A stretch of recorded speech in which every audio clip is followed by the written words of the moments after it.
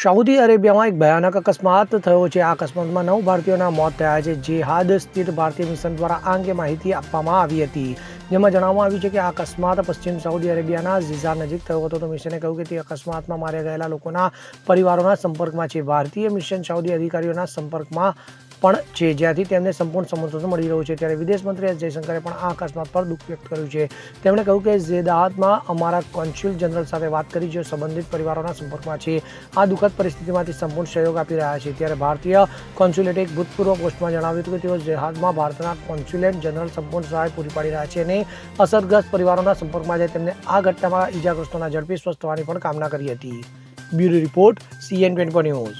હવે જુઓ દેશ દુનિયાની તમામ ખબરો તમારી આંગળીના ટેરવે।